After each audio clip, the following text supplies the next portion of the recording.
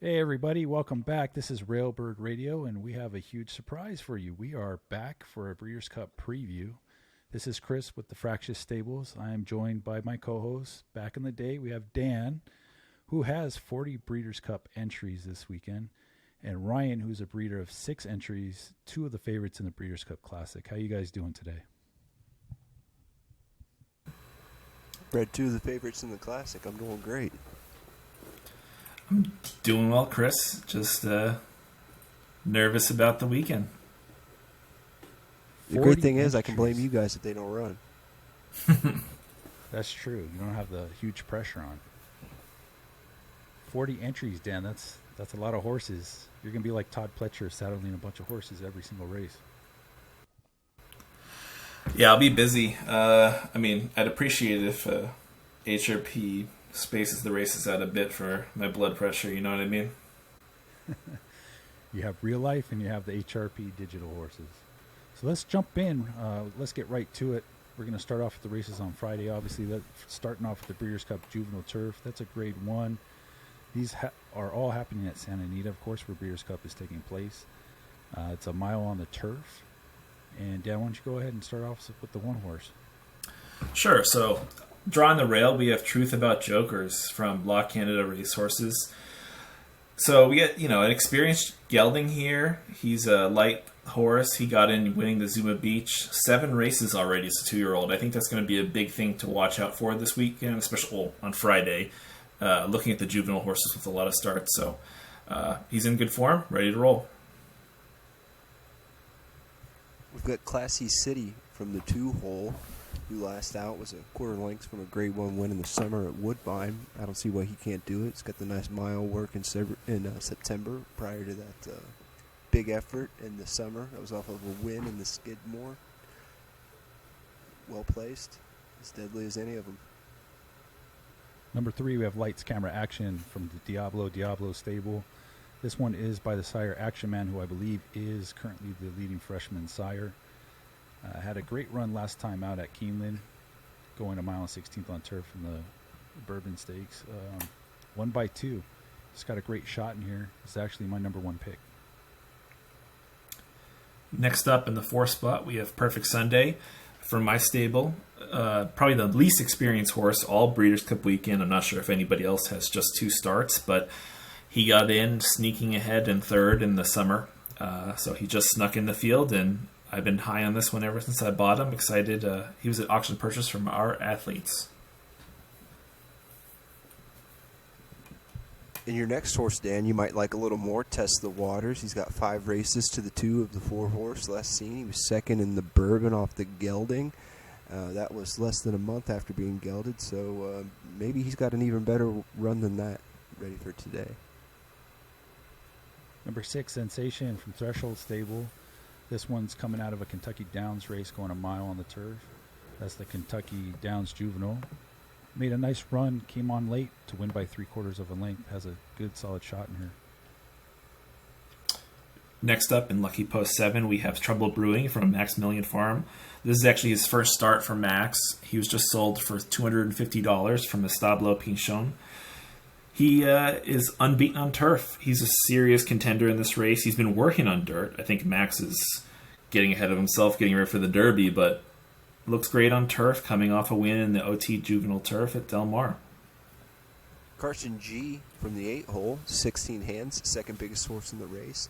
And I believe the bigger these horses are, the more apt they are to handle weight. We, of course, saw that he didn't handle it so well in the Bourbon last out, but he'll give it another try here. Number 9, Diamond Haggis. This is for Arkansas Elite. Back-to-back winner. Monmouth and Woodbine won the Grade 1 Summer Stakes by a quarter of a length. Again, coming off the pace. There is a lot of pace in this race, so it'll be interesting to see where exactly this horse will sit, or if he's going to be up near the lead on as he won over in Monmouth on his main special debut.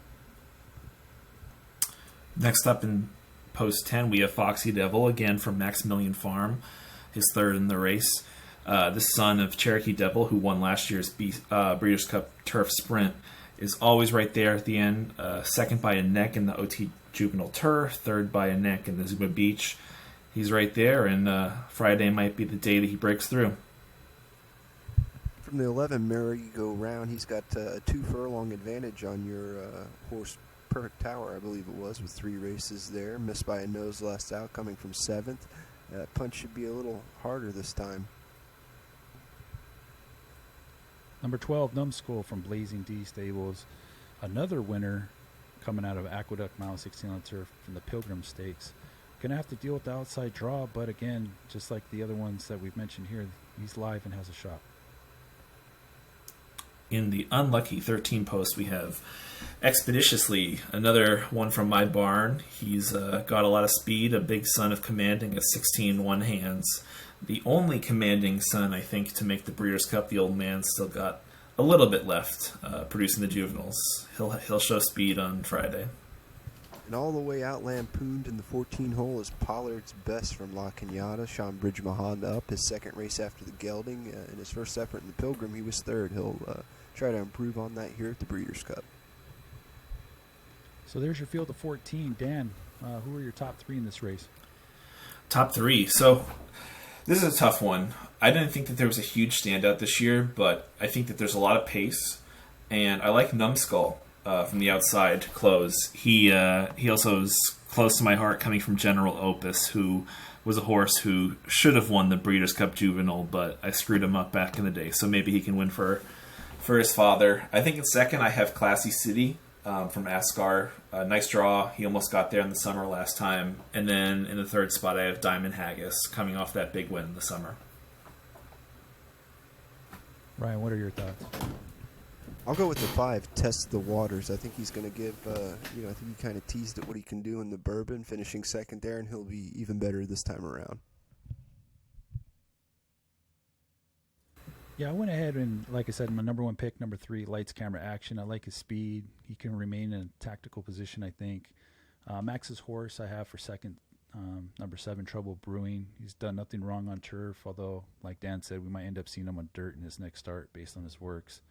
And I like number 4, Perfect Sunday, to be closing late and hit the board and give a run for the win.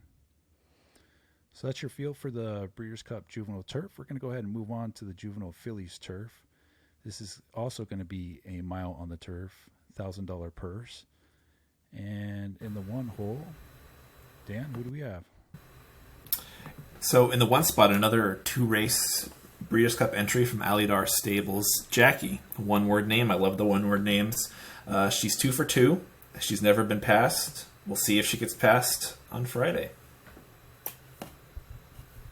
Beat down from the 2. And Twin Towers Racing, he has a way of kind of just coming in off the diving board with a big cannonball in these races. I believe it was last year he had as good of a year as anyone's ever had, really. He won multiple races.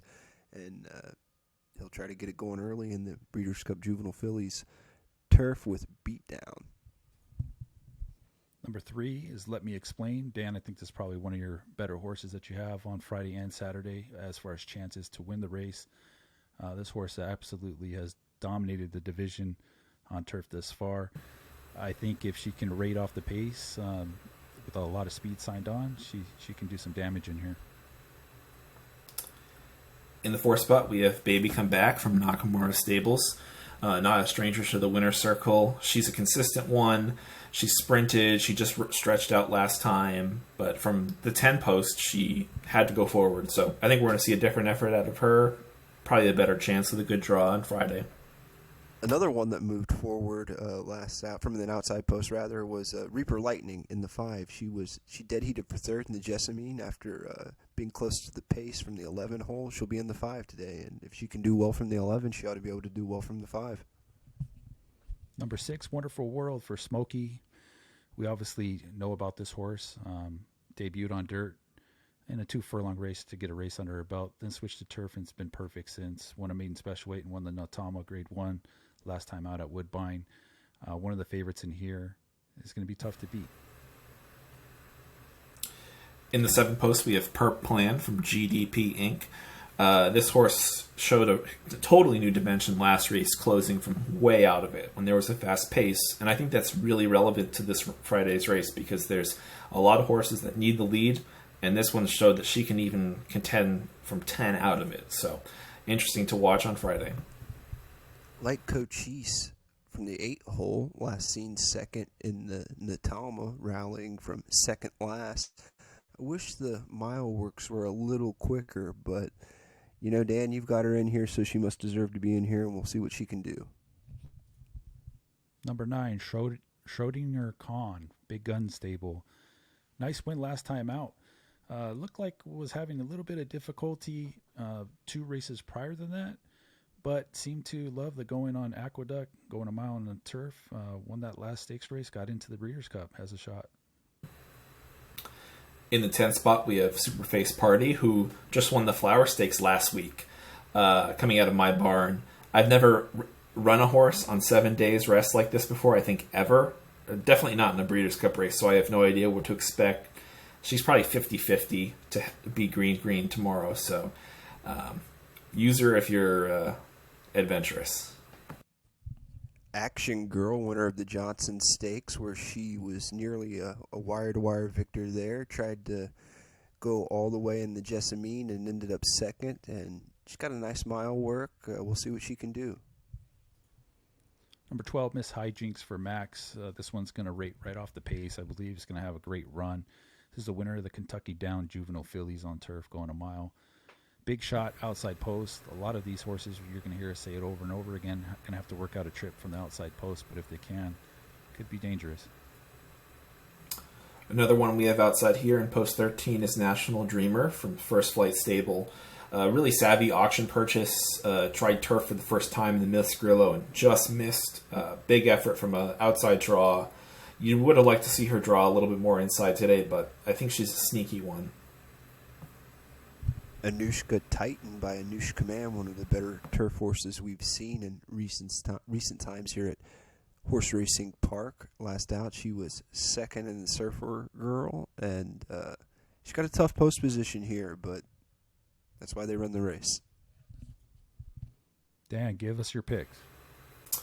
I got to go with myself on top here. I think this is my best chance of any Breeders' Cup race this weekend. I have Let Me Explain, who she's just done nothing wrong for me. I really like this filly a lot.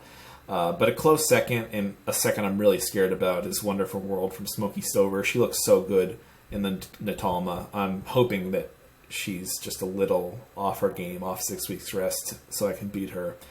And then the third spot, I really like Miss Hijinks. I know the post is tough, but she's one that's been exceptional works-wise and race-wise for a little while, and I think she's just going to do well at the distance. If this were real life, Wonderful World looks like one of those European turf horses that just kind of towers over him. What can you say? She's done everything right. Missed in the 2 furlong debut. Who cares? Comes back at Saratoga, breaks the maiden, and then takes the Natalma. Got a 1:35-1 turf mile. If I could own any horse in the race, it would definitely be Wonderful World.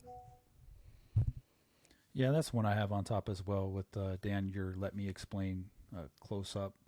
I think it's 2 standout turf fillies, and I have questions about the pace scenario and how that's going to play out for Wonderful World. I think Let Me Explain can rate off the pace. I think that's the advantage that you have there. And then I like Anushka Titan to work a trip from the outside and has a chance if she can rate and close off the pace. Moving on to the next race, we have the Breeders' Cup Juvenile Turf Sprint. That's a grade 2, going 5 furlongs. Yes, getting it open now. We have Sitting Bull's Envy on the rail from El Primero Rodeo. More active as a seller, I'd say, recently, but he gets a Breeders' Cup starter here, so nice spot to be in the juvenile turf. He won the Speakeasy last out at Santa Anita, so he's a horse for the course. Neutral by Gorilla G out of Brandy G, bred by Gustafsson Stable, sold at auction for $5, picked up by Dan here on the panel. Last out was a winner by a nose in I believe that's the Indian Summer Stakes at Keeneland. Why not? Number 3, we have Off Break for Asgar. This one was on dirt most of the 2-year-old campaign. Looks like 5 races on dirt. Last one switched over on turf and was able to get in to this race based off the Indian Summer placing 4th. I do think this one has a little bit of work cut out for itself. In the 4th spot, we have Run Happy Hound. another hound horse. You know, they do well in this game. She won, or she got second in the Matron last start, and she was sprinting on dirt before successfully. So she's a very versatile filly, big filly who's getting good at the right time. I think she has a good chance. Another filly seeking attention from the 5, homebred for MB Stables. Last out, a winner of the Matron Stakes. Before that, she was 4th in the Untappable, and she's got Johnny Velasquez in the irons. Number 6, Fairfield Strong from Momentum Farms. This one's by his sire, Fairfield Road. And this one's very interesting to me. Has a lot of speed. Again, the biggest thing for me is how speed's going to play out with these large fields, especially in these sprint races. If this pace is going to be super hot, can these horses rate? Are they going to burn each other's out? It's to remain to be seen with this one. And definitely he's going to be up there near the lead, I would think. In the 7 hole, we have Exemplary, another one from my barn. He's a son of Tactical out of the champion mare, the Bell Tolls. Super breeding on this one. He showed some crazy turf work, so I had to try him, and he ran an awesome race in the Futurity. I just question his style a bit in a race like this. I know, speed might get tough, but it's also tough to circle around 14 horses. So, interesting one. I know a lot of people are going to play him off the works, but he has a tough task ahead. Chief Style Warrior, bred by Arkansas Elite by Chief out at 20 Style, races for Williams 9, jockey Jay Dominguez, 20% rider from 579 starts this year, third by a neck in the Futurity, and a winner of the Tremont Stakes earlier in the season. Number 9, John Crow Dem for Night Rider Stables. This is another one that's been on dirt until the last start. Made a start in the Futurity over at Aqueduct, going 6 furlongs on the turf. Had a rough time of it. It's going to be tough for me to see this one win. Next up, we have Chaparral Cowboy in post 10. Another colt from Nakamura Stables. He went almost wire to wire in the Algonquin, just clearing off of after the first call. First move on turf was really good. The works are a bit average for this field, but you can never count knockout. Fox Off, a filly from surprisingly, well, maybe not surprisingly, but a good sire, Sweated Off out of Foxhole, the Asgar homebred. Second by 3/4 in the Algonquin win last seen, and she'll try to make amends here. Number 12, Zeus the Great for Lion King Stables. This is a 2-year colt by King Zeus. One I'm very high on, has been undefeated sprinting on turf, has a huge shot here, I think. Next up in Unlucky Post 13 is True If Big, a gelding from Threshold Stables, sold from our own Ryan from Patterson Stables, a son of Jung. I thought there was no other sons of Jung in the world of horse racing park, but there's another one here in the Breeders' Cup. Tough draw for him. He's been experienced on the turf sprinting circuit, but his draws before were 1, 1, and 3. 13 is a whole new world. English Farley, the Arkansas Elite homebred. Arkansas Elite really getting a lot of horses in these races. 4th by a half length in the Futurity win last seen. Before that, he was 2nd in the Kentucky Downs Juvenile, and prior to that, he was 2nd in the Skidmore, and he had another 2nd in the Bashford Manor. So he looks as experienced and ready to do it as any horse in the race. All right, give me those picks. I got Fairfield Strong on top. I thought his Futurity race, he wins with any other type of race, especially going 5 furlongs in that situation, other than Exemplary having a whole extra furlong to run on that turf. So I got him on top. I have Sitting Bull's Envy, the rail horse, in second. I think the draw is going to be really good for him. He ran really huge last time at Santa Anita. And I'm going to take Exemplary in third. I'll go with Sitting Bull's Envy. I have Dan, Your Horse Exemplary on top. He's working extremely fast. Love the pedigree. Owned the dam for a little bit until I sold her off to you. Again, he may have to work through some traffic, but if he does, I think he'll be there. 12, Zeus the Great. I think he has a great shot. Sprinting machine on turf. I don't think the outside post will hinder him at all. And then I also like the one, Sitting Bull's Envy. Firm course, and he should appreciate the distance. Moving on, we have the Breeders' Cup Juvenile Grade 1. This is for a $2,000 purse, going a mile and 16th on dirt.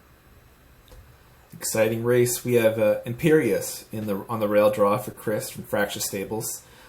He ran a huge second in the Pharaoh off of a sort of mid-packy trip. I think he's a horse that's going to really appreciate getting the rail draw. He's been working incredible, and I know there's some beasts in this field, but he's a sneaky one I like a lot.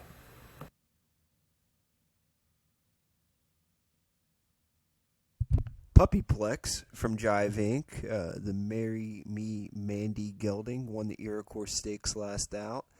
It was his first time traveling further than 5.5 furlongs, and if he gets better with more distance, then maybe he's the winner. Gold Vault is number 3 coming out of my stable. This one has never really worked very well, but seems to show up constantly in races, except for the Best Pal. Not sure what to expect out of him. He does have his work cut out for him in this race. In the 4th slot, we have Lion Command, one of 3 that Riggins has in this race. Welcome back to the game, Riggins. He ran a big second in the Grade 1 Breeders' Futurity. He's been a very consistent horse. The works aren't quite there, kind of like like Gold Vault, but he's one that always shows up. I give him a good chance from that post. Max Party, the son of Zionist out of Party with Dylan, tried to go wire to wire in the Hopeful Stakes last out. Came up a little short, ended up in a dead heat by 1 length for second place. Before that, he was also second in the Best Pal. He's got speed. He's well drawn. He's got the early jockey. Looks like he's going to go. Number 6, Hot Boy for Williams 9 stable. Congratulations on getting this one in. Had a huge win in the Saratoga Special. Unfortunately, that came on an off track. Since then, we're looking at Grade 1 races he's been in on fast footing and hasn't been competitive at all, unfortunately. Next in post 7, we have West of the Bay, another horse from Riggins Racing. A big purchase out of Lion King Stables, one of the bigger Breeders' Cup purchases for $480 after his win in the Grade 1 Del Mar Futurity. He didn't show up as well in the Champagne.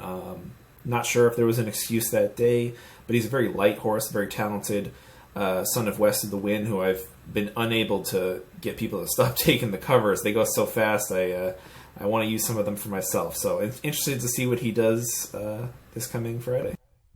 Well, maybe you didn't get to use West of the Wind because you were using Falling Angel, sire of your homebred here, falling for you. Already a Grade 1 winner, taking the Breeders' Futurity at Keeneland when last seen. Getting the motor running from 9th place after going wire to wire in a 6 furlong Florida bred race. Looks locked and loaded. Number 9 is Inviting for Dan. This horse, for me, I think is more of a sprinter. I'm not sure. Dan could probably elaborate more on what happened on the last race out. He is a consistent sort, so that going a mile and 16th in the Breeders' Futurity and ending up 9th, only 3 back, I'm sure was a disappointment. Not sure what to expect in this race, to be honest. In post 10, we have Lucky Brandy from the Sidley Stud. He's another one sort of similar to Hot Boy before, who he got in from winning the Saratoga Special on an off track. Didn't run too well in the Hopeful. Didn't run too well in the Champagne. He has some decent works, though, and I never count Sidley out. He hits at almost like 25% or something in graded stakes races, so he's dangerous from no matter what horse, what draw.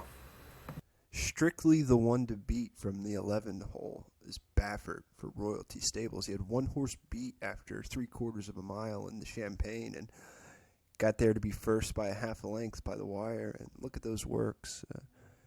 He's the one to beat for sure. Yeah, he looks like a monster. If there's a horse that's going to give him a run for his money, it's going to be the 12 Ocean Storm from Riggins Racing. This horse, monster close in the Pharaoh Stakes at Santa Anita, so running right back at Santa Anita, has a good shot from the outside. In the 13 post, we have Fayette County from DMC Racing. This is one who he really dominated the early sprint races in the division, winning the Best Pal, and then going across the country, winning the Hopeful. He ran a huge second in the Champagne, very close to Baffert. He's one that's always outperformed his works ever since the start, and he worked his best 6 furlongs last time at Santa Anita. I don't think this is one you can leave off your ticket. He's tremendous. Awad or Awad, not sure how you say that. Third by 3/4 of a length in the Champagne when last seen. He's got a really good 110 and 3/5 workout since then. And if for some reason Baffert were to stumble, he is probably one of the horses you should be looking for. I'll jump right into my picks here. I think you got to go Baffert on top. I can't see him losing unless he gets blocked. He's an incredible talent. I think it's going to be interesting to see him going forward. I have Fayette County in second. I think it's going to be very similar to the Champagne, the way it played out. Those two are just tremendous from off the pace. And then in third, I kind of have a sneaky pick. I like Max Party a lot. I don't think there's a lot of speed in this race, and he's the only true speed horse. I think he could get a really good trip, and he might even be a danger to steal it up top.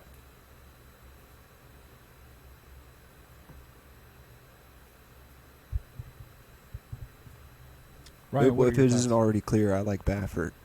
Baffert, yeah.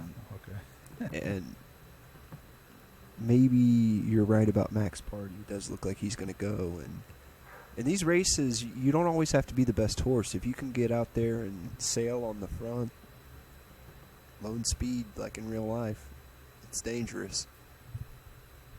Yeah, I think in this one you have to beat Baffert. He's working exceptional. Only thing that can stop him is the traffic. Other than that, I like the 12 and the 13, Ocean Storm and Fayette County. Both outside posts have to work out a trip from the outside, but both will be flying late. And as a resident of Fayette County, I just wanted to... Oh, my God, sorry. I tried. So I'm here in Lexington, and Lexington is in Fayette County. We're butchering it, but the horse might show up. Man, you give me Jung and High, and then I can't pronounce even the easy ones. All right, so that's your field there for the Breeders' Cup Juvenile. Moving on to the Juvenile Fillies. Let's go in a mile and 16th on dirt. Another race that seems like there's a lot of speed. Yeah, that's the theme of the racing on Friday, I think. On the rail draw, we have Freed from Desire from the A stable. Welcome back. The A stable rejoined the game, and this was the first horse who really hit the ground running. I remember on August 4th, her debut at Saratoga in the mud, watching this first-time starter blow by them with no real showing works on her tab. She hasn't disappointed. Won the spin away. I think she had a tough trip in the Alcibiades, and I expect better coming here. Agapova, the Royalty Stables homebred, another here to win this fight progeny. Second by a half length in the Chandelier when last seen, was also second by a half length in the Del Mar Debutante. Those are grade 2 and grade 1 races respectively. She's working well, she's well drawn, and maybe Royalty Racing will get the juvenile and the juvenile fillies. Number 3, Reflex Action, DJC Racing Stables. This is one of the speed horses we're talking about. Again, there you see Action Man, leading freshman sire as of right now. Has a good chance to improve his status on that. Winner of the Frizette last time out at Aqueduct. And it's a very, very serious player. You can see the October 24th, 6 furlongs, 110 and 3. In post 4, we have Sitting Bull's Champ from my stable. A purchase from El Primero Rodeo, who bred this one. She's all speed, all go. Kind of got run off her feet by Purple Charger last out in the Alcibiades, but before that was doing nothing wrong. I think she has a shot. And that one was purchased for $30. The next horse, Little Sunshine, purchased for $25. She won second time out at Belmont Park against New York bred. She followed that up with the third by 3/4 of a length in the Ellis Park Debutante after trying to go wire to wire. And she followed that up with a grade 1 win in the Del Mar Debutante. And it looks to me like something happened between those last two races. If you look at the work tab, she did a 112 breezing on September 1st. And it seems like she's peaking at the right time. One of the horses. Number six, No More Shots for Jive Incorporated. And this one here is coming out of the Chandelier Stakes at Santa Anita. Somewhat of a disappointment, I would think, after sprinting winner of the Sorrento Stakes down at Del Mar. You have to wonder, is this a sprinter? Was it stretch out too much for her? Class difference? What could it be? In post 7, we have Children of the Sod from OnlineRacingClub.com. Not running on the sod. This is a dirt horse, it seems for sure. She gets in off a second in the Alcibiades, chasing down Purple Charger. She made a decent effort that day. I think it was just hard to get to that winner that day. Her works are improving. She's lightly raced, but is already a stakes winner. She's really interesting. Probably one of the overlooked horses who has a chance. Fake Sunset, another Arkansas elite homebred, won the Adirondack on August 6th. disappointed a little bit in the starts that followed in the Kentucky Down Juvenile Fillies and the Frizette Stakes, but she's in, and we saw with the Diamondbacks in the MLB playoffs what you can do once you're in. Maybe a big race coming from the daughter of con artist. Number 9, August for Dan's stable. Winner of the Chandelier Stakes. Another speed horse. This one was very impressive last out. Had some presence up with there on the lead, but then drew off at the end and won by half a length. Solid form, and it's going to be there once again, I believe.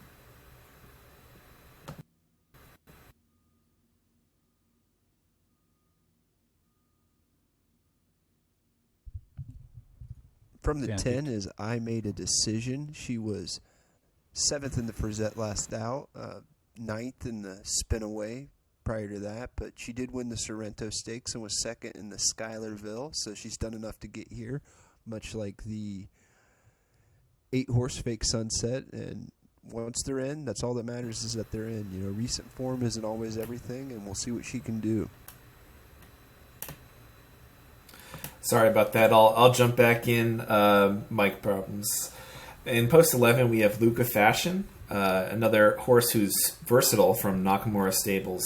She's won the Seeking Ante Stakes, at Saratoga. 2 big wins at Saratoga, ran 3rd in the Chandelier. She's another one that you can just never count out from Nakamura. I like her quite a bit. War Show, if there's a horse I could say I hope would win, it's going to be War Show with the good lumbosacral and the poor leg soundness. She rallied from last to dead heat for 2nd in the Frizette Stakes when last seen. And, you know, oftentimes with these horses we can get lost in how the confirmation tab looks, but we've seen time and again that if the horse can run, it can run. And let's see what War Show can do. Be Yourself coming out of the 13th spot for MB Stables. This was a winner of the Pocahontas last time out, going a mile at Churchill Downs. I think it's going to like the distance. Another runner from Falling Angel, big filly at 16 hands. And drawing the unlucky outside post is Purple Charger, filly from Rumble from Chris's stable. Big purchase, $550. Chris, put his wallet down, said, I'm going to buy the best filly out there, and she is not disappointed yet. A huge win in the Alcibiades, showing a new dimension on the lead.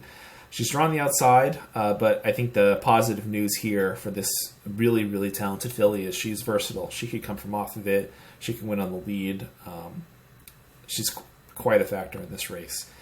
And I think I'm going to jump right into my picks. For this race, this is a tough one for me to pick. I think there's a lot of talented fillies in this race, but on top, I got to go with Purple Charger. Sorry, Chris. I hate to jinx it, but I just think she has the most talent of anybody in the field. She's the only one the race I can see going sub 142. In second, I like my own filly a little bit. Sitting Bull's Champ might be a bit presumptuous, but I think that she is going to have a better shot this time with Purple Charger having the outside post. She might be able to close that gap. I don't know if she can win, but she'll be right there. And then third, I like Freed from Desire. I think that the big effort that we saw in our first 2 races is going to come back a little bit in this race, especially from the rail draw, and she's got a shot. I'm going to go with Lil Sunshine. I want to see Stu over at Threshold get his day in the sun. Pun intended. I'm going with my own runner on this one, Purple Charger. Back-to-back 1, 10, and 4 works. Obviously has to work out a trip from that outside post. I'm hoping she does so. I like a lot. Number 3, Reflex Action, rapidly improving filly. She's still quite small. 1, 10, and 3 work shows she's ready, and the only concern is the pace battle up front. Number 2, Agapova, will be picking up the pieces late for my trifecta. Moving on to day number 2, we have the Breeders' Cup Turf Sprint. This is going 5 furlongs on the turf, and it's all about who's fastest on the turf. Yeah, got an interesting race, a lot of speed in this one, of course. On the rail, you have American Grandeur from Twin Towers Racing. American Grandeur had a really good early part of his season. He got second in the Jaipur, but the last 3 races have been pretty rough, finishing last in all 3. The rail draw is going to help, but I think he's going to need a little bit more than help to win. Norsky Raider, the son of Raid of the Mist, owned by MB Stables. Last seen, he won the Near Arctic Stakes, and prior to that was first in the Turf Monster. I like him. Number 3, also coming out of MB Stables, is Creepy Rocky Party. This one was dominating the turf sprint division early in on the year. Looks like the work's got a little slower recently. The form's a little off. I'm hoping he can rebound and make one of those runs he typically does. In the 4-post, you have You're Right from Momentum Farm. This is another one that I think was doing much better earlier in the season, rattled off some good seconds and thirds at Woodbine. But the competition got tough later in the year, and he's been finishing near the back of the pack in some of these other turf sprints. The difference, though, his works are still pretty fast, so I think with the better draw, he could get a trip. Point of Honor from High Voltage. Failed last out in the, I'm not sure what that, Smart and Fancy maybe. And prior to that, 5th in the Caress Stakes, and 3-back won a stakes race at Lone Star. Working well enough to win, well drawn, why not? Number 6, Bluesman out of Spanky's Barn. Literally out of Spanky's Barn. This horse, I think, is a live underdog. The last race at Woodbine, the Arctic Stakes, gave a run for his money, finished second by a head, was up on lead, contested the whole way. Cut back to 5 furlongs. I like it. I can see this horse doing some damage in this race. Post 7, we have Fiddlestick with a Y from Chili King Stables. This one is one that really popped on the scene out of nowhere. He was a maiden in June, broke his maiden, then off the maiden, went to a claimer, won that. Then he won so well that he went to a stakes, ran well there, and then he goes and beats Drinkin' Creepin' in the Simpson. He backed that up with a win in the Eddie D. He's in really good form right now. He's going to be tough to beat. Inquisition, one of 3 fillies in the race. From 10 starts this year, she's won 3 times, finished second once, and 4th on 4 occasions, so that makes her in the money. 8 out of 10 starts this year. Missed by a nose last out in the dead heat for second. And, we see the fillies do well in these turf sprints. She's getting a 1 pound weight break? Yeah, it's a 1 pound weight break. Why not? Good luck to Arundel. It is 3 pounds, but the 3-year-olds get 2 pounds. That's why she is 1 pound from some of them. Number 9, we have Drinking Creepy from MB Stables. It seems like every other horse Dan has, right? But anyhow, this one seems like a gutsy type. Obviously working very well. I think the cutback will also help this horse. I expect him to be right there in the thick of things. Another mare drawn in post 10, we have Antares from Smoky Stover. Another Neon Wolf filly who has been sprinting very well. He seems to specialize in those, the leading sire in the game so far in 2023. A huge work coming in, big graded stakes win last out at Keeneland. She's, it's a bit short to come back on 3 weeks, but she's got speed. I think she's going to push forward, and it'll be interesting to see where she finishes in the end. ZQ for my good friend GDP Inc. won the Cano Cup 3 starts back, failed in the 2 starts since, but he's in the race. That's what matters. Number 13, we have a monster named Albuquerque. This horse has been the best horse in the division all year. My only slight concern, and very, very slight, would be the distance might be a tad too short for him with his run down the stretch. In post 14, we have Lady of Lord, a 6-year-old mare from Our Athletes, from an old talented horse, Lord High Admiral. This is a fast filly who she's been, mucking it up in the turf filly stakes and winning the Kentucky Downs Ladies turf sprint last out. It was a big grade 2 effort. Almost $1,000 earned on the year, big time money for a turf mare. She has talent. Rounding out the field is another late bloomer, Turmoil. Broke his maiden at Del Mar on July 29th. Came back and was 4th by a half length in an optional claimer. A lot of confidence from Winning Link Stables to try the Belmont Turf Sprint, where he was 3rd by a neck and able to get himself a ticket to the dance. So for picks this year, I think the turf sprint's very interesting, being 5 furlongs in the flat and not the 6.5 down the hill. I like Albuquerque a lot. I think even though 5 furlongs is short, he's such a monster. He literally wore Creepy Rocky Party to the ground this year. Just a talented closer. In second, I have Fiddlestick. He's been on the rise, and I think he's peaking at the right time. He's a huge win threat. And then third, I have Norski Raider for my own stable. If I have to pick one of my own who I like the draw on him. I think he's been getting good at the right time, and he has a chance. I have no idea. These are all fast horses. If I gave you a horse, I'd just be saying a name. Good luck to everyone. Yeah, it's a tough race, but I think the Monster Albuquerque's going to pull it off. As I mentioned, best horse in the division all year. We'll see if he can get it done at a shorter distance. Bluesman, I think, is a live long shot that will show up on the board. And Fiddlestick, obviously, like Dan mentioned, should be right there in the running as well. Moving on to the Breeders' Cup Dirt Mile. This is a mile on the dirt, obviously. Purse is $1,000. This was a wide open race. A lot of talent signed on for the Dirt Mile this year. On the rail, we have Ginger Clean from the Sidley Stud. This is one that was really close to getting into the Classic. Huge worker, low 136s from Ginger Haggis. It seems like a lot of the Ginger Haggises are sort of similar. You know, they go to the rear and then they're going to launch a huge run. It'll be interesting to see if he can get the trip from the rail and avoid traffic, but he's got all the talent he needs to win.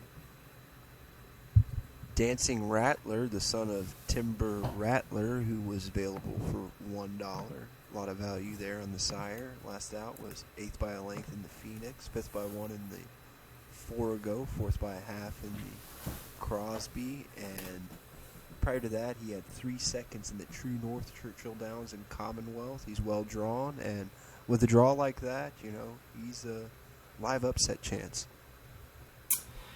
In post 3, we have Terabyte from Chris Stable.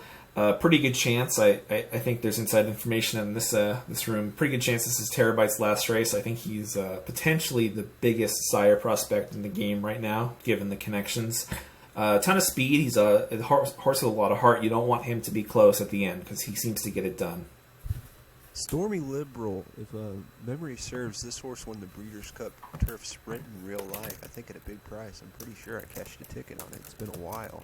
But the virtual Stormy Liberal is going to cut back to a sprint here after trying the Awesome again, where he was only beaten a quarter length. Before that, he won the O'Brien, which is a Grade 2 stakes at Del Mar.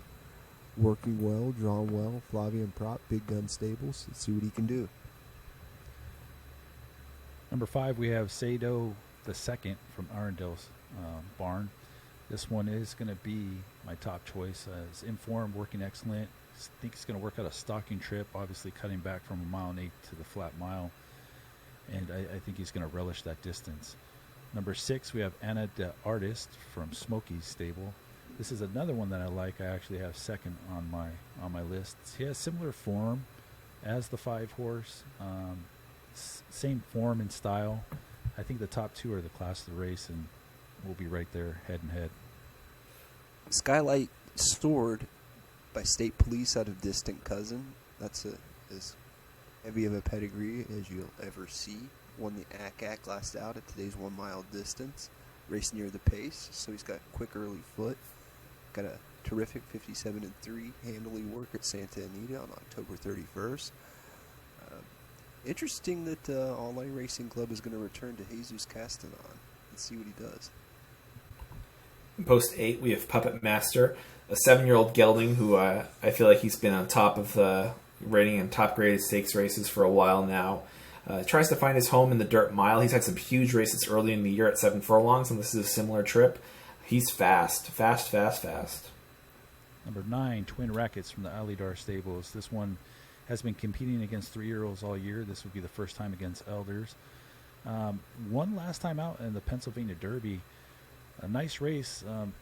Kind of surprised not to see him in the Classic. I'm not sure if he didn't qualify or what the situation was there, because I think that's a better distance for him versus this cut back to 1 mile. I think he's going to have a rough go of it trying to get up to the finish in time. Sirius Black, for those that don't know, that is Harry Potter's godfather in the books. He's out of Slytherin, one of the houses in the Harry Potter book series. But anyway, he was a 2-length winner of the Oklahoma Derby when last seen, 57-2 handily in his last workout at Santa Anita, and it looks like all systems are go.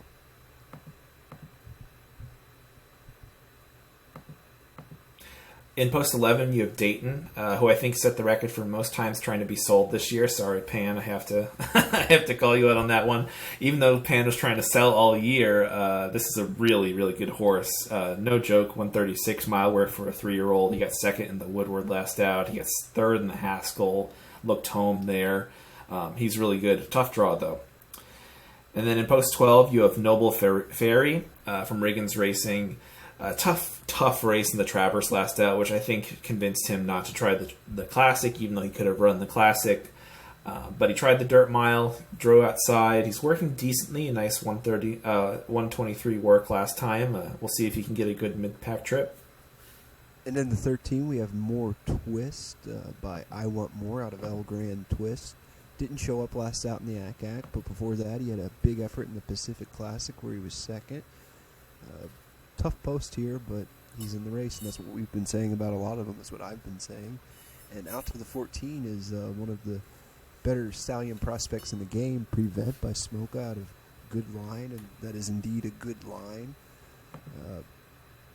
He's kind of flopped a little bit in his last so many races, but the Santa Anita Derby winner is working as well as any horse in the Breeders' Cup. He's got the best trainer in the game, probably. And all those losses will quickly be forgotten if he does it here. This is a tough race to handicap. I think a lot of the quality is in the middle of the field. I personally, on top, I think I like Anna de Artist. It's one that you could go many different ways, but he's seems to have the highest potential out of some of them.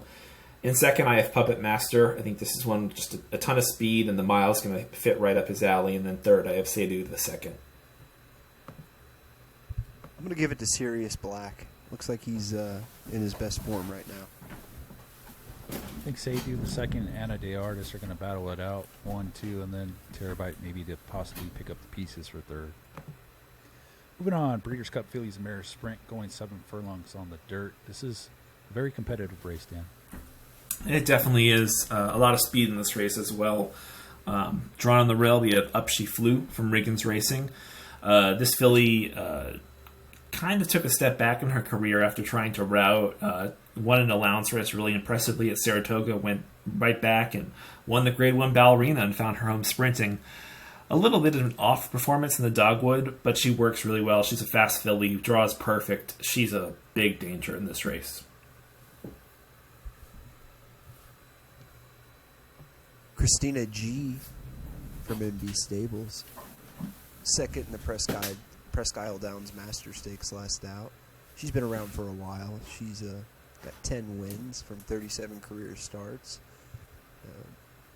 Looks like she can win. And these filly races, to me, are really much more exciting than the male races because your fast fillies are your gold in this game. Sires are really a dime a dozen, but fillies like Christina G. don't come along too often. Number 3, we have Last Lady for Linderman Prairie. 5-year-old mare has been at the sprinting game for a while now. Obviously, not the form I don't think he hoped to have coming into the Breeders' Cup. I think he's mentioned it in the forums. He's kind of disappointed in the works, have slowed down and so forth. But hey, listen, you qualified for the race, you have to take a shot, right? Post 4, we have Parade Leader from Chris, one of his talented sprinting fillies here, daughter of Residue, who is specialized in producing sprinters. She won the Victory Ride. She was second in the Prioress. The question is, does she like 7 furlongs as much as she likes 6 furlongs? I think she has the quality to do it and a decent draw. She'll be in there with a shot.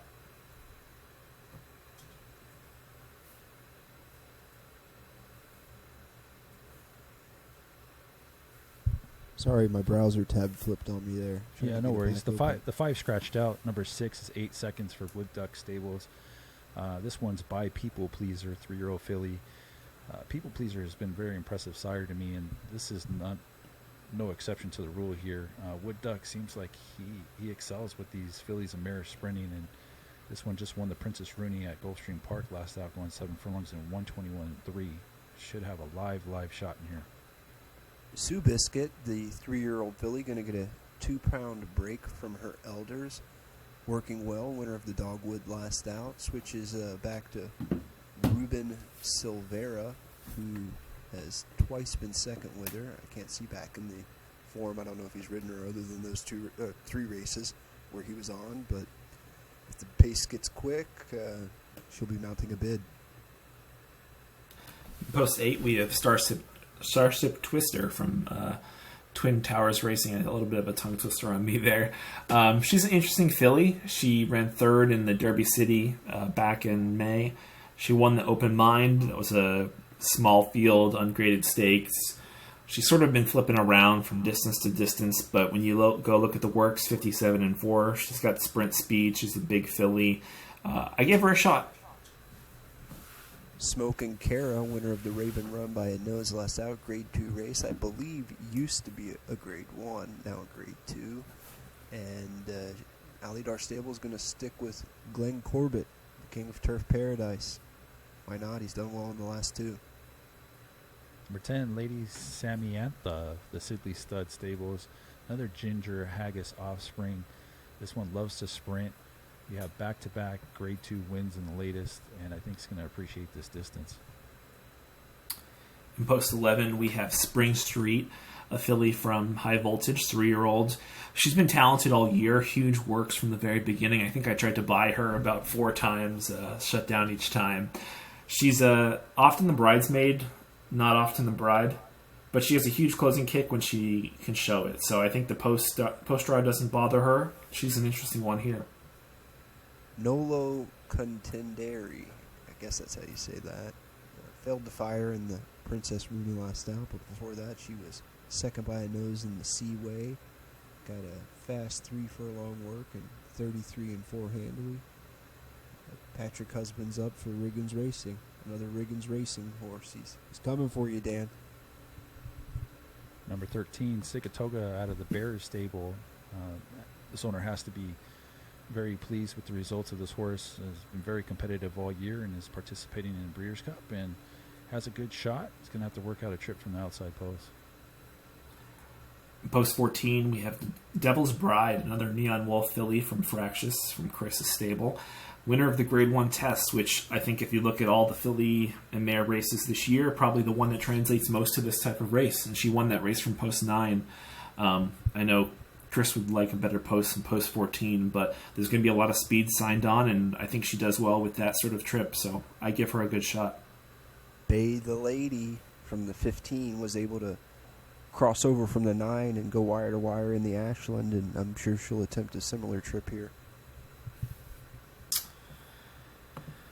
Yeah, this is a race with, I feel like, 7 or 8 really solid contenders. I'm going to go with Up She Flew on top. I think Riggins gets a Breeders' Cup win here. I think the draw is what separates her in my eyes. In second, I have Lady Samantha from the Sidley Stud. I think this is one who has shown repeatedly that even though outside draw is outside trip, she just keeps coming. She's a talented mare. And then I think in third, I'm going to take a shot with Devil's Bride. I think that sort of big field, fast-paced setup, it's an interesting type of race that not a lot of horses have experienced and done well with. And she's one who's shown that's exactly when she's at her best. I really don't have a clue. Like you said, there are quite a few that have a chance. I notated this race as Lady Luck race, Bay the Lady from the outside post. I think she was lucky to get in with the defection, but she missed the Kentucky Oaks by a neck. Now she's sprinting. She's top class, and she needs to get it done from the outside post. Lady Samantha, again, back-to-back Grade 2 wins. She's going to like the distance. I think she'll be right there, and I like Smoking Kara to be closing down the lane late. Moving on to some of the bigger races we have now, our Breeders' Cup Mile. This is a mile on the turf for a $2,000 purse. On the rail, we have Riley from Royalty Stables, a 4-year-old gelding. He's been very consistent this spring through summer into the fall. Some really nice races in the Kelso with King Edwards, and then the Woodbine Mile just missing. He's one that I feel like the draw has been kind to him here because he's one who likes to sit mid-pack, and he's going to be able to save ground, kick on late. In a really tough, talented field, I think this is a real good spot for him. Penal hockey party. Can you imagine that? A bunch of convicts getting together for a hockey party. Well drawn on the inside from Maximilian Farm, maybe the best turf trainer in the game. I'm sure he'll be ready to fire up a big shot.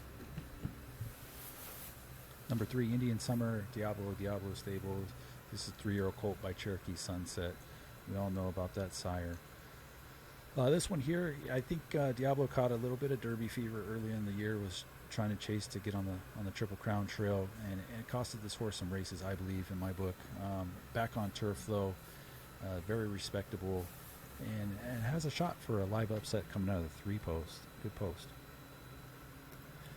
Post 4, we have Grand Opening, another horse from Riggins Racing.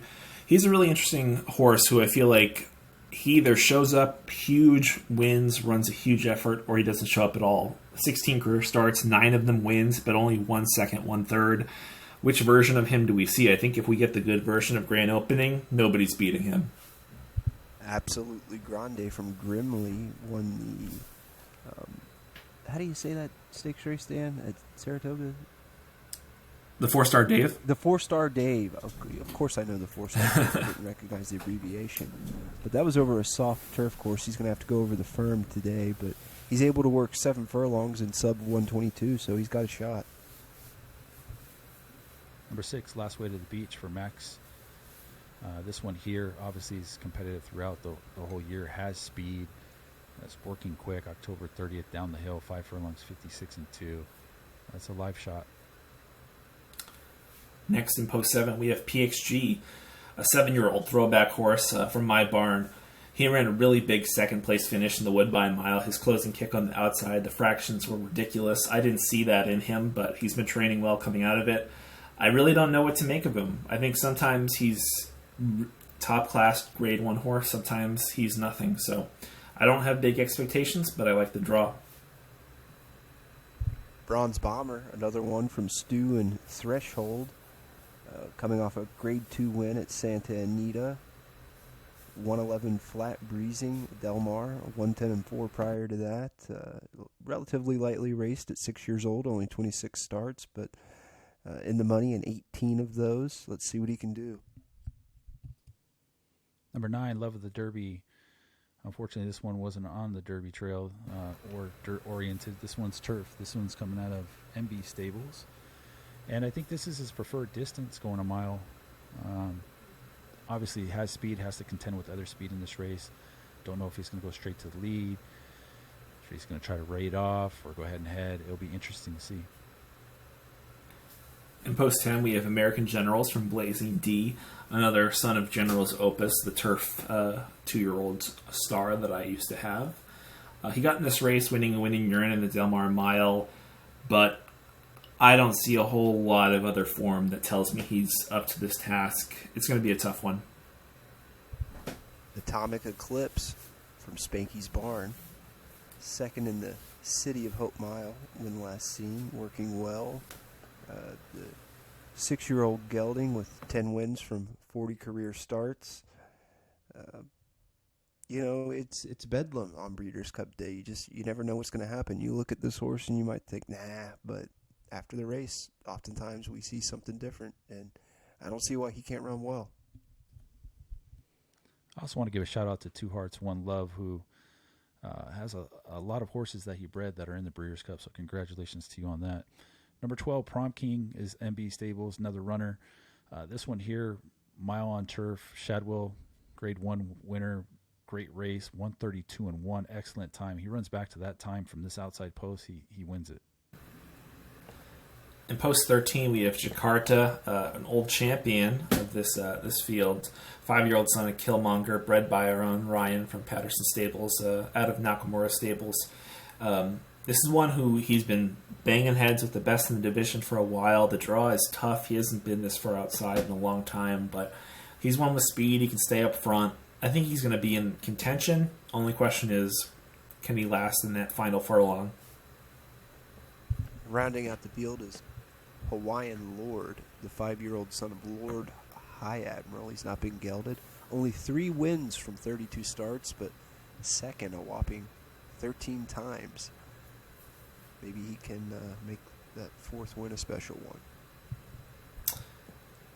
To me, this was the race of the weekend. I think that there's so much high-level competition. I really think they're going to go sub 132 to beat to win this field. I think it's a tremendous field, and when there's so many horses this talented, I tend to go towards draw, and I like Riley a lot. I think Riley on the rail has a big shot for Royalty Stables.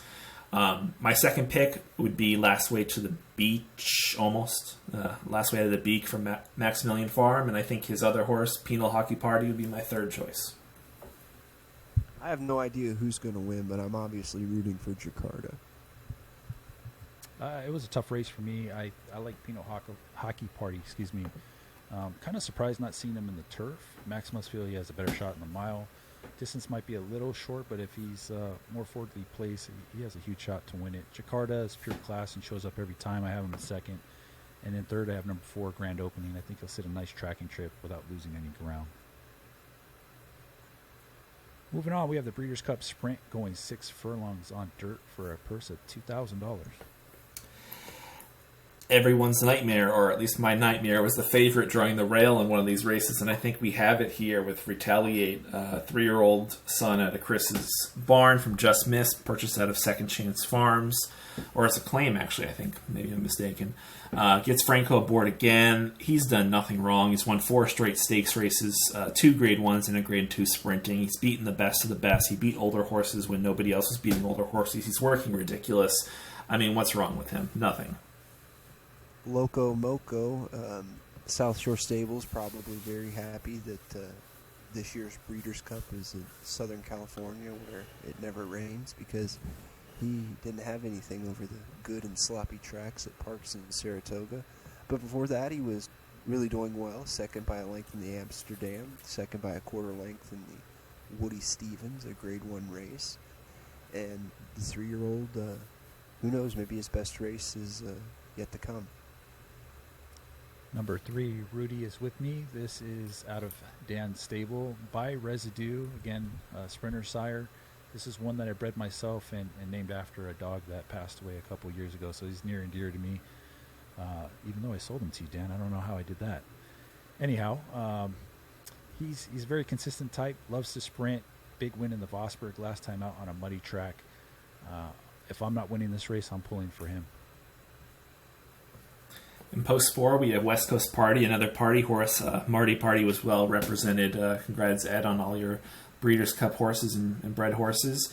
This 5-year-old son of King Party, he's been near the top in all these sprinting races for a while this year. Another one who's often the groomsman, not the groom. In this case, second in the Vigil Stakes last out in a really fast time. I think that was his best race in a while, and the post has him set up to do real well.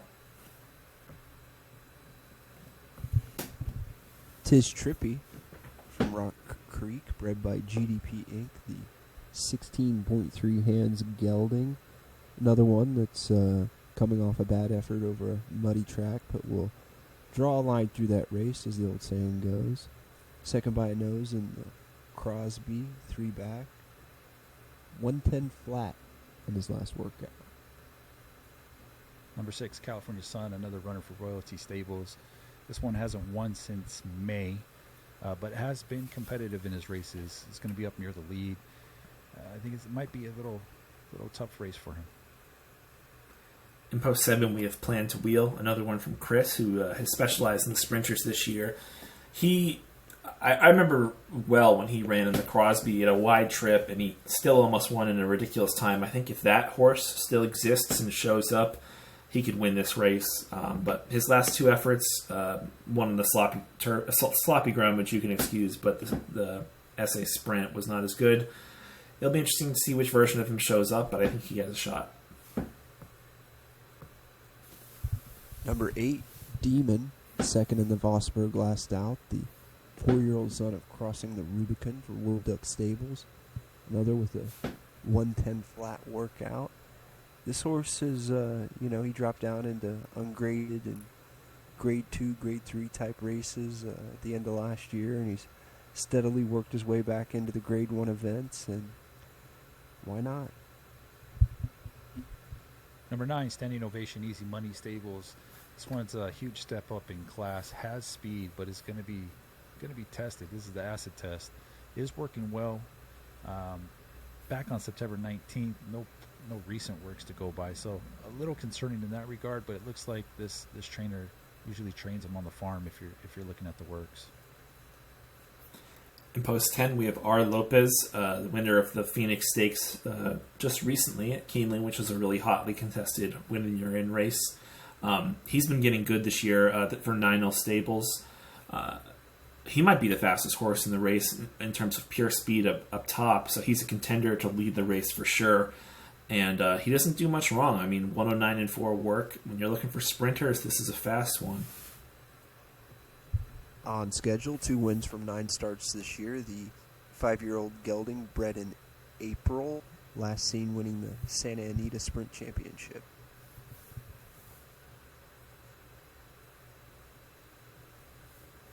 Next up, we have number 12, Championship Rounds for Dan. This is another one that I bred by Residue, another one that I sold to Dan, and probably the one I'm most worried about. I've been trying to buy this horse back from Dan since I sold it to him. You've done a great job with him. Nice tracking trip. I feel it's his preferred distance, and I don't think the outside post will be a hindrance. This is the one I'm worried about. Post 13, we have Big Mouth Raj from Night Rider Stables.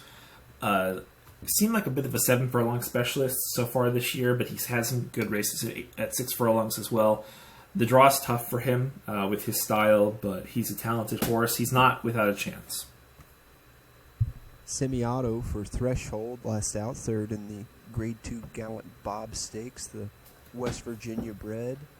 It is going to be making his 15th start, and I don't know. Looks like it's going to be tough.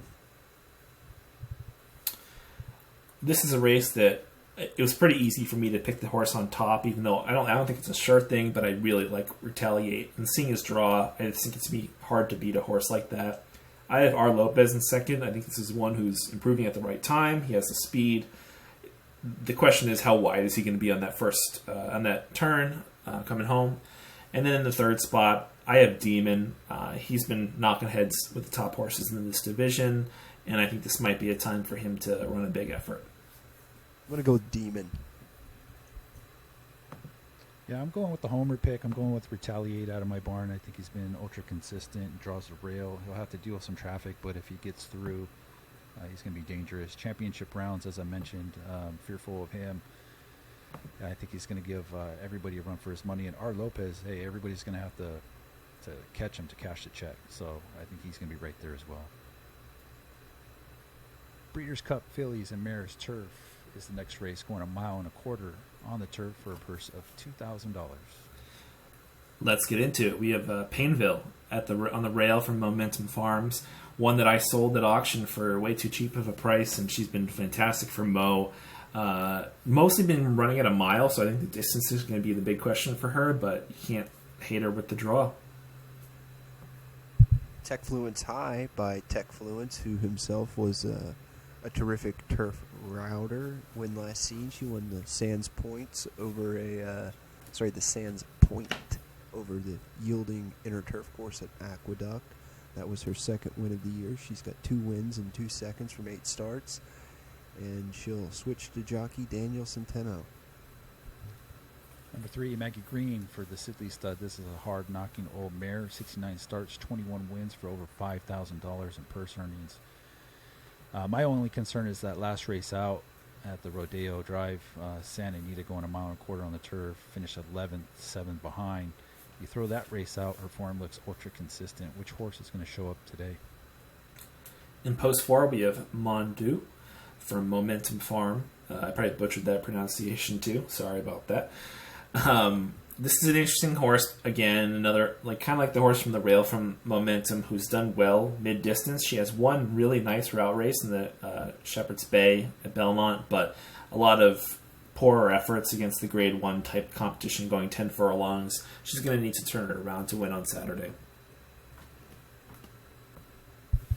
In the 5 is Lady Hilltopper from Black and Gold Stables. Ramon Vasquez in the irons. The 4-year-old daughter of Pinnacle West, bred in April, has 3 wins from 7 starts this year, and she's going to try to make it one more to end the season, coming off the win in the Rodeo Drive. Number 6, Always Conduct Thierry. This one's coming out of Mileto Stables. Last race was at Aqueduct sprinting, believe it or not, on turf on a yielding course in a $125 stakes race. Finished third, two behind. That was a field of four. Probably much of a disappointment. Not sure what the tactic was there sprinting. Is stretching back out to a preferred distance, I think. Has a great work on October 29th going down the hill in 108-1. In post 7, we have Untidy from My Barn, a filly who's done well in dirt and turf. I thought she was my top Oaks filly earlier in the year. She even won a Derby prep in the Jerome, but her turf works were too good for me to ignore. And when I tried her on turf, she showed me that she might just be a turf horse with her big kick. She ran a tremendous race in the Flower Bowl, but I think the competition of that race is a bit weak. She ran a bit flat in the Taylor, but was maybe a bit close to the pace. I'm going to try things a bit differently in this race, but she's on the outside looking in. And it's an embarrassment of riches for MB Stables. As one post over, he has Raw and Real, the 3-year-old West Virginia bred daughter of Raw, has 5 wins from 8 starts this year, the last one being by 3 lengths in the Jockey Club Oaks. Prior to that, she was a winner in the Del Mar Oaks, and she's a contender for championship honors if she can win this one. Number 9, Sinister City from the Freak Show Stables. This one here, I would love to see this owner do something with this horse in this race. I just think it's going to be pretty tough. The only time this 3-year-old filly by Creepy Renee tested elders, she finished 6, 5 behind. So I think tough task ahead. Post 10, we have Toxins from London Racing, a 4-year-old filly who has specialized at the mile distance. Earlier in the year, she looked unbeatable at the mile. She's had some tough trips recently from outside draws. She has another outside draw again. I'm not sure if distance is her thing, but she hasn't tried it too often for me to say she totally can't get the trip. She has talent, though. Stinky Renee from the 11th hole out of Skunked, and she might be tough in here off the win in the Taylor Stakes for Twin Towers Racing. Good luck to her. Number 12, we have one of the best mares ever in this game, La Terre Fiant, Smokey. 8-year-old mare, now winner of almost $9,000 in earnings. Amazing mare. Is the time past? That's the question I have. Has the time passed her by? She's still working relatively well, but as you can see, her form has kind of deteriorated over the latter part of this year. In post 13, we have Demanding Commander from My Barn, 4-year-old filly from Twin Towers, the winner of the Breeders' Cup Classic. She's also been one who's been contending mostly at a mile this year, but she won at a mile and an eighth recently in the Maybe. Draw is tough for her from the outside, but she's been working well. I think that she's the one I like the most out of My Barn coming in this race. Zelinda from Threshold, winner of the Canadian Last Out, a Grade 2 race, a winner of 15 races from 41 career starts. Another from a band of horses that Threshold is bringing to the Breeders' Cup. I believe this is the first time he's had so many horses in the Breeders' Cup. And Stu, we wish you well. In terms of picks for this race, I think there's a standout here. I like Stinky Renee a lot. I think she's one of the best mares in the game, and she just has a huge kick. She's going to be tough to beat here. And second, I like Lady Hilltopper. A little bad luck on the draws this year coming up into the last race, but she showed what she can do with a good draw, and she got one for Saturday. And then in third place, I'm going to go with La Terre Fiant. I think there's just, what more can you say about this mare? She's incredible. I like Stinky Renee, and I'm going to resist the urge to make a joke out of Skunked. That is too funny. We're all going with Stinky Renee, it looks like. I love the distance for her. Has the class. Won't be too far out of it. Second, have Demanding Commander. Interesting to see what tactics will play out from way outside. Has never really started out so wide. And third, I have Zelinda, another wide post. Loves a route of ground. Distance specialist. Should sit a nice trip. Moving on to the big ones, we have the Breeders' Cup Distaff. This is for fillies and mares, 3-year-olds and up, going a mile and eighth on the dirt. Purse of $2,000. On the rail, we have Scarlet Dream from Arundel Farms, a 3-year-old filly who won the CCA Oaks. Really big performer all year long. Great draw. I think she has a good shot.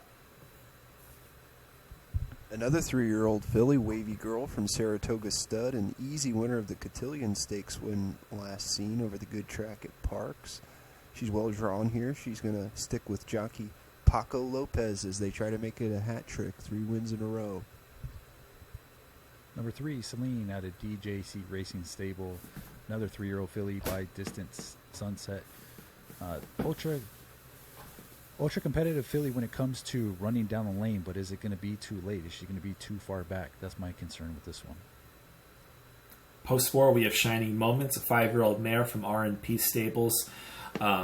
This is a huge closer in this race. I know we've seen in the forums recently R&P hasn't been around, so I hope that the mare shows up for the race. All best wishes to him. Now here's something you never want to do, which is Drink Me Pretty, the number 5 horse. She's got 1 win from 7 starts so far this year. But Dan, you're the master. She's going to be tough.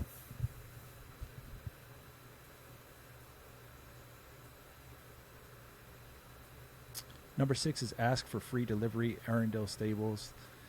This one, again, is going to be a pace presence, going to be closer up to the pace. My only concern is if you look at her works, August 21st, Saratoga going a mile 136 and 3. That's a hell of a work. More recent work, October 24th, going a mile at San Anita 137.2. Is the filly fading? In post 7, we have Present Tense, another one from my barn. She's another closing type. She has absolutely no early speed, but she's been consistent. I think she needs a good trip to do well, but she can beat anybody on her best day. Also consistent is Snake Island on the board in 5 starts on the board 5 times from 6 starts. Last seen dead heating for second in the Cotillion, and good luck to Nightmare Racing. In post 9, we have Jinxed Artist from Smoky Stover, a 4-year-old con artist filly who won the Spinster Grade 1 last out. That was a humongous effort, 101 SRF rating that time. She's very dangerous, really nice works, improving as a 4-year-old. She's consistent, has speed. I like her a lot. Retrospect, yet another MB Stables horse, a winner of 3 races from 8 starts this year. The 5-year-old Acid Radio filly, bred in April, is she wasn't there in the last 2, but that's okay. She's in the race. Maybe she can run like she did in the Chouvet. Number 11, Mata Mata for Smoky Stover, another Falling Angel filly. This one has had a great year, winning over $1,000 in purse earnings. I love the distance for this horse. Has tactical speed. Should sit a nice trip from the outside. Should be right there. Post 12, we have Yao, the Kentucky Oaks winner from Royalty Stables. Another here to win this fight filly. I think her best runs have been earlier in this year. It remains to be seen if she has anything left, but not quite sure if she's done yet. Maybe one more big run. I'm going to be a little bit of a fan here. Pink Attack, the 13 horse from the Sidley Stud. If I was going to go, who do I think is the best trainer in the game outside of some of the obvious choices, I would go with the Sidley Stud. And he's got this filly coming into the race off of a nose victory in the Ontario Matron Stakes at Grade 3. But she did have a second by a dead heat for second by 1 length in the Hirsch on August 5th at Del Mar, and if Sidley's training it, I like it. Post 14, you have Starting Over, another very talented mare from Twin Towers Racing. 5-year-old mare, won the Personal Ensign. She actually won the Diana on turf as well. She's, just as good on turf or dirt, but with Stinky Renee, Twin Towers tried to go for the double here. And now it's time for picks. I think it's worth mentioning Starting Over. I think that I have her in my top 3, but I don't know if I have her winning. I'm going to go to Jinx Artist. I think that mare ran a huge effort in the Spinster. She's coming together at the right time. I have her on top. I have Wavy Girl in second. I think she's the best 3-year-old filly going right now in terms of form, and then Starting Over in third. I'm not going to give you a pick, but I do think the winner is going to be one of the 3-year-old fillies drawn in the 1, 2, or the 3. Maybe Wavy Girl. Yeah, I like Wavy Girl as well. Difficult race, but I think she has a great post. She's a winning machine. I think the added distance will only help.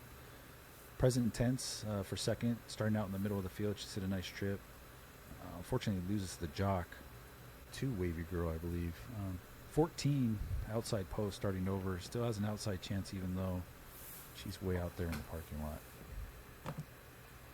Coming down to our final two races, and they are the two biggest races of the day, of the weekend for Breeders' Cup. It's the Breeders' Cup Turf, Grade 1, going 1.5 miles on the turf for 3-year-olds and up. This has a purse of $4,000, Dan. $4,000, and we have Killer Instinct on the rail. Colt from my barn, 4-year-old Colt from Fire and Fury. I just recently this year started working him on turf and was amazed at how fast he works. He's an interesting horse in terms of his style. I hope he doesn't get buried down on the rail. And one post over is Stablemate Fear Me Not by Tactical.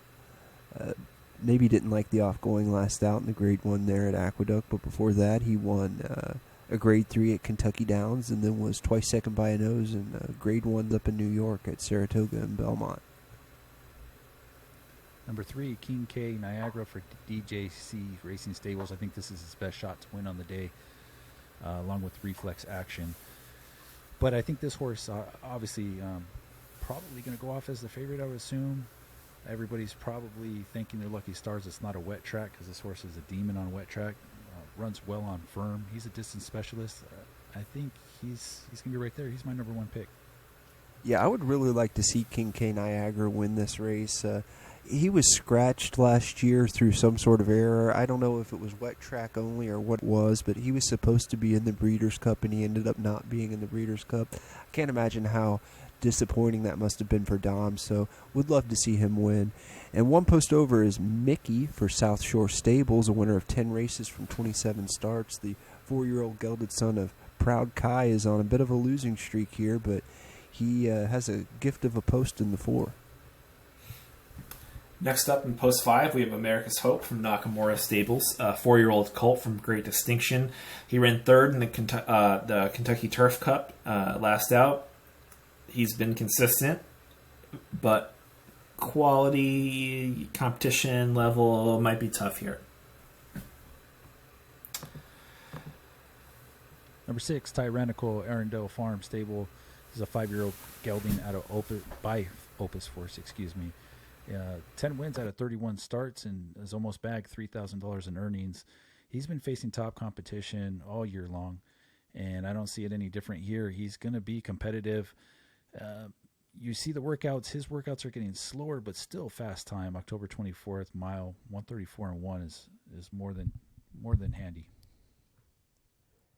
Hammerfest, first or second in 26 out of 42 lifetime starts. He's got 3 wins and 2 seconds from 7 starts this year. Another that just didn't quite have it over and off track last out up at Saratoga, but before that he was a winner of the Grade 1 United Nations, and the Smoky Stover Homebred will be one of several live chances for that trainer here at the Breeders' Cup. Number 8, Show Me How to Live out of Momentum Farm Stable. This is a 4-year-old gelding out of Pumbaa. Ryan, you bred this horse. Nice one, has some speed. I think is just up against it when it comes to class in this type of race. Next up in post 9, we have Dark Arts, another commanding horse from Twin Towers Racing. He's really made a name of himself closing from off the pace. His run in the Kentucky Turf Cup from 11 back to finish second was enormous. He's definitely one you're going to be watching for late in this race. All right, and French Style from the 10, the 5-year-old gelded son of Southern Style. And Dan, I remember when I was breeding to this stallion of your Southern Style, and I was looking for maybe Derby type horses, and you told me, oh, he's a turf stallion.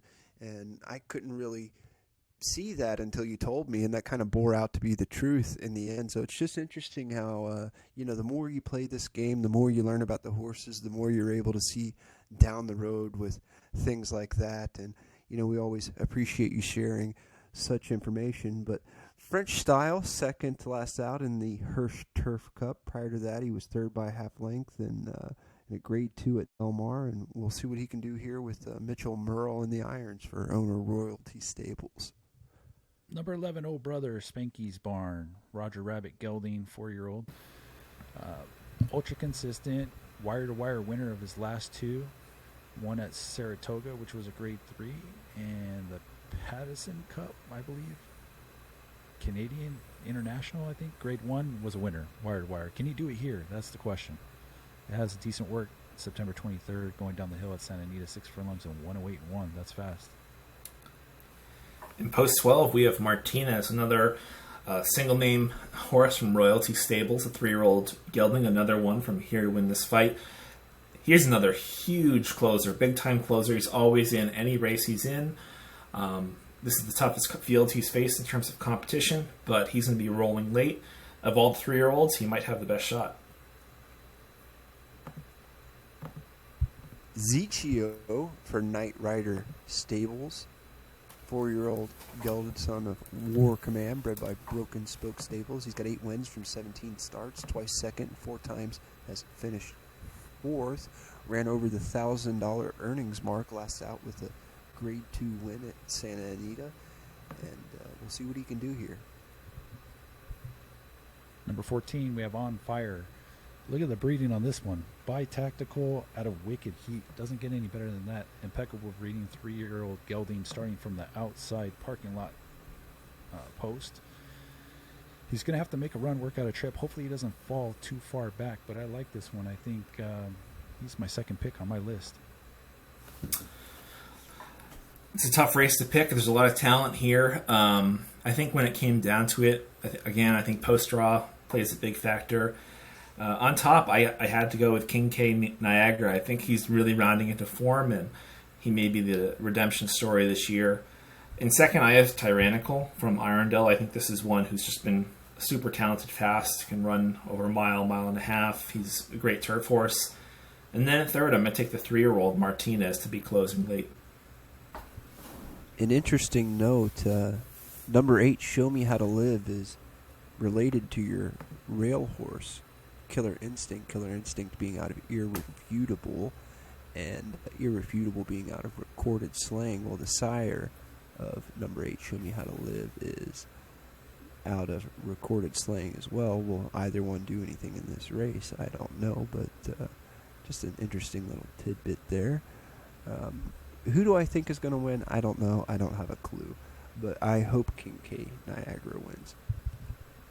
Yeah, for me, I think this is the most loaded race on the card. I do have number 3, King K Niagara, distance specialist on top over On Fire. I think another one that's going to appreciate the distance with the impeccable breeding. And then third, number 7, Hammerfest. Again, firm going. I think he'll like, and obviously the distance is a major player in this type of race. We have one last race to cover. Thank you for sticking with us and bearing through everything. Appreciate all you guys. It is the Big Daddy. It's the big one. It's the Breeders' Cup Classic. It's grade 1 going a mile and a quarter on dirt for a major purse of $6,000. Ryan, I'm going to let you go first on this one for obvious reasons. Yeah, if you're wondering how to say that name, it's Hiei. He's a character from the old school anime Yu Yu Hakusho, for the record. Last out, he pulled himself to the front, got the win in the grade 1 Awesome again, and I'd love to see him win. Of course I would. I think he's got as good of a shot as any horse in the race. And, you know, there's no excuses from the rail. In post 2, we have Jack's Courage from my barn. First of 3 horses in my barn all drawn together, and he got the inside post. He's a big gelding from Valiant. Once in the forums declared as a horse who just didn't have enough class to be good in this game. I think he showed this year he has plenty of class, and he's a tough one, and I'm excited to see how he'll run on Saturday. Number 3, I'm going to butcher this name, Wapakuti Su. I have no idea. Out of Dan's stable, 3-year-old colt. Going to be up near the pace. Been consistent throughout the year. Banging heads with the top 3-year-olds. Have to wonder, you're switching from Rispoli to Lopez. I think that's an upgrade. I just wonder how he's going to deal with the other pace in the race and how that will affect him going over a mile and a quarter distance. Individuation, racing not only for horse of the year, but in my opinion, the horse of all time. He's the greatest horse in HRP history if he wins this. 2 classic wins on 2 different engines. He's going to be near the all-time earnings list after this. Beat him if you can. In post 5, one of the horses who has beaten him this year a couple times actually is Let's Celebrate, a 5-year-old gelding from Riggins Racing. He's a huge closer, but he's like many other closers. There's certain types of trips that work well for him, certain don't. There's a lot of horses to contend with, 14-horse field, a lot of pace. It'll be interesting to see how that plays out for him. Number 6, Amon out of Arundel Farm Stable, winner of the Fayette County. Is that right? Did I get that right? Hopefully I did. Yes.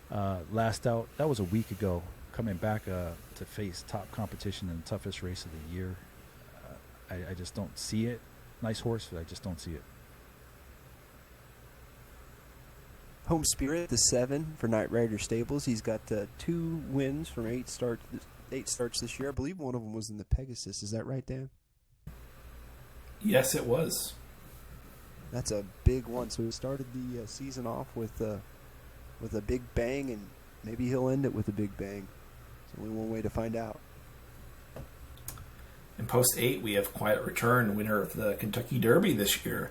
A big-time horse. He won the Breeders' Cup race last year on turf. He never runs a bad race, ever. He's an exceptional horse from all in the gate. By Graveyard, he loves the distance. He's always there in the end. He threw a major 109-4 work last out. He's a big race horse. I wouldn't count against him. Number 9, 8 West Party by out of Twin Towers Racing Stable by Pinnacle West, 5-year-old horse. This one's up against it for me. Class. I think the race will have to fall apart. Another one coming back just off a week's rest. It's going to be a tough go. Sexy Back, another entry for Knight Rider Stables, won the Met Mile earlier this year. Second in the ACAC win last seen, and prior to that he was third by a half length in the Charlestown Classic, which has become one of the richer races that we see on the schedule every year. It's going to be tough, but that's why they run the race. Post 11, we have Go Rogue Laga, 3-year-old from Arundel Farms. Winner of the Preakness Stakes this year, winner of the Rebel. He was the Derby favorite. He's been running a lot of tough races. I think at a certain point this summer, his work sort of slowed down. He didn't run well, but his works have picked back up recently. Maybe he has a second win ready for this race. Number 12, Spankersville for the Sidley stud. Can I just say you are absolutely loaded for this Breeders' Cup. It seems like every single race you have a top-notch horse running for you. So congratulations on that. This horse is another one by Ginger Haggis, 5-year-old, back-to-back winner of the Jockey Gold Club Cup and the Woodward Stakes. September 11th, Parks, 1 mile on dirt, 135-3. Wow, it's just a scary horse. He's going to be rolling late for sure. Smoking Makes You number 2. 6th last out in the Greenwood Cup. Prior to that, 8th in the Gold Cup. Was a winner of the Ali prior to that, and he took the big cap at Santa Anita all the way back in March. Another horse that Knight Rider Stables is going to hope can find that early year form here at the Breeders' Cup. And rounding out the field, the last horse in the Breeders' Cup, Crack Dab, the 7-year-old gelding from GDP Inc., one of the older horses in the race, but he's one of the more talented ones, winner of the Gold Cup Grade 1 earlier this year in a very fast time at Santa Anita, so he knows this course, he likes this course, but it's definitely a different draw today from 14 posts instead of the 2 posts. I imagine he may show speed, but he's versatile. Looks like I was actually Smoking Makes You Ill. I apologize. Omiglio Fabro. So here's a question I have about this race. Dan, talk to us about how individuation rates historically, please. I've had a lot of great horses in my barn. I think that it's hard to compare era to era. I tend to think that the horses that are running today are better than the horses who were running 5-10 years ago. But it's hard to say. So many different race engines, so many different versions of the game. The one thing about individuation that I've always been impressed about is he's a horse who has, even though he's so fast, he seems to have a lot of heart. He wants to win. There's not a lot of races that he's totally out of, and he's been versatile when he's needed to. I think that historically, I don't want to, get ahead of myself, but he has a really good sound conformation. I'm hoping he's going to go on for a long time, and he's going to leave no doubt about who's the best gelding of all time. I don't know if he's the best talent I've ever had, but his resume has been very nice. Yeah, I think he has, out of most recent years, the best shot of any horse to pull off the Classic twice, and to do it back-to-back would be super impressive, but I think he has a huge shot. I don't know about you guys, but I see this race as being the race for Horse of the Year. I think there's a good chance that the winner of this race wins Horse of the Year. There's probably 8 horses in this race that if they won, have a good argument for Horse of the Year. Yeah, barring any huge upset here, I think that's what we're going to end up seeing. Chris, you told me earlier in the week that you might be a little worried about traffic for Hiei from the rail, but he did win the Haskell from the rail, and he ran terrific in the Santa Anita Derby from the rail. Yeah, no, I'd rather be on the rail than on the outside, dropping all the way back to last. So I don't think it's a hindrance, but he is going to have to deal with some traffic, and hopefully, some horses are pushing individuation out a little bit down the lane, and I can sneak up the rail and cruise on by. That's what I'm hoping. Well, I'm going to try my best to avoid that. There's little tricks, and drawing next to each other isn't the best thing, but of all people, I think I know it. I know it the most. I have a lot of multi-race together draws, so hopefully I don't beat myself. Unfortunately, it happens a lot, but it's a tough race. It's hard to pick. I just have a feeling it's going to be Let's Celebrate. I don't know, the name, really? Riggins Racing coming back this year. Yeah. He's had some huge efforts. I think that run in the Whitney, it really showed me a lot about what he can do in a 14-horse field. So that's my pick. Not my pick's heart. I think Individuation's the best horse I have, but I'm a little scared off of that mile work. Yeah, for me, I like Spankersville. I think he's in tremendous form right now. He can't fall back to last in this race, though, if he wants any shot of winning it. Obviously, I feel Individuation tactically has the best shot of winning the race. He's going to be in the race from the get-go, most likely tracking off the speed. It's going to be tough to repeat, but he's going to get first run on the pace setter. And then, obviously, my horse on the rail, I think he should sit a nice trip. And if he deals with traffic, hopefully he makes a run and can be part of the finish at the line. So and I think we lost Ryan, but I think his pick is a dead heat for High A and Individuation. Wouldn't he love that? You guys will never hear the end of Ryan if that happens. Just let you know. So, guys, I appreciate you tuning in. Again, surprise show. I'm sure none of you guys expected this, but hopefully we made your day, giving you our selections and previews and of the races, and hopefully, Dan, we can get together next week, hopefully, and do a recap of the races. I think that'd be pretty awesome if we can do that. It's been a little long. We've gone an hour, a little over an hour and a half, but I appreciate you guys hanging in there, and hopefully we can do this on a more regular basis. It was kind of a spur of the moment thing, but I'm glad we did it, Dan. Yeah, me too. I'm excited for this weekend. Good luck, Chris, and good luck to everybody in your Breeders' Cup races. Yeah, good luck to everybody out there, and until next time, let's race.